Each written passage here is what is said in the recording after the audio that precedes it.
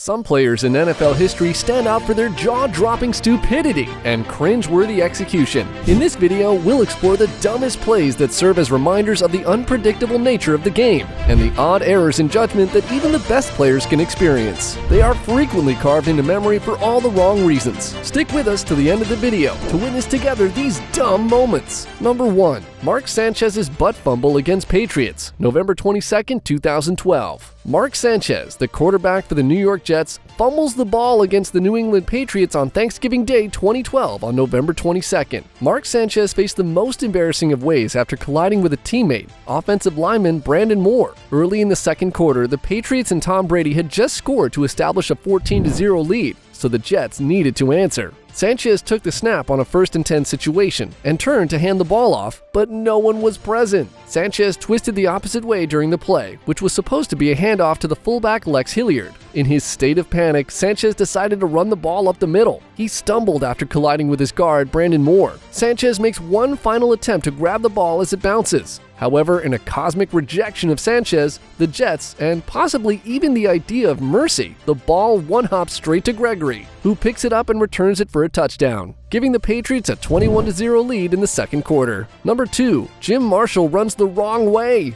October 25, 1964. Jim Marshall recovers a fumble and carries it all the way to the wrong end zone. It's hard to think of anything that's more embarrassing than this. On October 25, 1964, the Vikings were up 27-17 with a game in San Francisco. When the 49ers fumbled the ball in their own end zone, Vikings defensive end Jim Marshall recovered it. It appeared that the game was already won. Marshall began by sprinting endlessly and by himself toward his own end zone. Marshall was unaware of what was happening, as evidenced by the play-by-play announcer's disbelieving statement that Marshall is running the wrong way, thinks he scored a touchdown. Marshall walked into his end zone alone and threw the ball casually in joy. San Francisco received 2 points from the officials for safety. Number 3. The punt by Matt Dodge at the New Meadowlands that sparked the miracle. The punt by Matt Dodge at the New Meadowlands that sparked the miraculous outcome. DeSean Jackson returned a punt by Matt Dodge for a touchdown as time expired during a game between the Philadelphia Eagles and the New York Giants on December 19, 2010, giving the Eagles a 38-31 victory. With just a few seconds left, the Eagles would have very likely kneeled because of that. Instead, the rookie punter Matt Dodge confounded the football world by kicking a line drive right at DeSean Jackson, one of the most dangerous players in the game. A touchdown by the Eagles over the Giants, who missed the playoffs by 1 game, would award them the division title 18 seconds after Jackson entered the end zone. Number 4. Brandon Marshall lateral 2015. A Sunday afternoon's Jets-Eagles game included a really ridiculous play by Jets wide receiver Brandon Marshall. Ryan Fitzpatrick's ball was intercepted by Marshall in the second quarter when his team was down 17-0. Defenders for the Eagles tackled him after he gained the first down, but he wasn't quite prepared for the play to end. Marshall attempted to pass the ball to Jeff Cumberland, a teammate and tight end, after spotting him behind him. Of fact, neither Jeff nor Brandon had any idea that the ball was headed in their direction. Instead, the ball bounced off an Eagle player's helmet and fell to the ground, where linebacker Jordan Hicks of the Eagles picked it up and returned it 11 yards.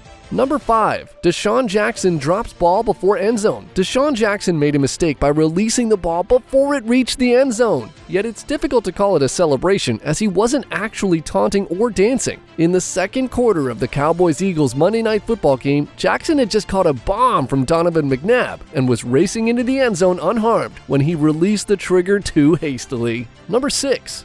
Marcus Cooper fumbles ball at 1-yard line. In the final play of the first half of an early season interconference game at Soldier Field, Marcus Cooper showed a flash of brilliance when he went the other way with no one to beat after retrieving the ball following a blocked field end zone attempt. Around the 10-yard line, a strange choice was made. Cooper suddenly slowed down, moving from a run to a nearly leisurely stroll. Fans, analysts, and other players were all shocked after the choice, unable to understand the abrupt shift in attitude. As Cooper's pace slowed, Vance McDonald of the Pittsburgh Steelers pounced on the opportunity to make a game-changing play. He was being pursued by Vance McDonald, who caught up to him and forced a fumble at the 1-yard line. Unfortunate events caused the ball's trajectory to change, sending it into the end zone before it crossed the line. Number 7. Jacoby Myers just gave the Las Vegas Raiders the win versus the New England Patriots, October 30th, 2022. Ramondre Stevenson of the New England Patriots rushed into Las Vegas Raiders territory on what appeared to be the final play of regulation regulation, with the score tied at 24 on Sunday. Instead of falling, he flipped it to Myers. Myers turned around and began moving backwards because he didn't have a rushing path in front of him. Eventually, he released a long lateral in the direction of quarterback Mac Jones. A struggling Mac Jones was knocked to the ground by Chandler Jones of the Raiders, who then ran the remaining distance for an incredible touchdown to end the game.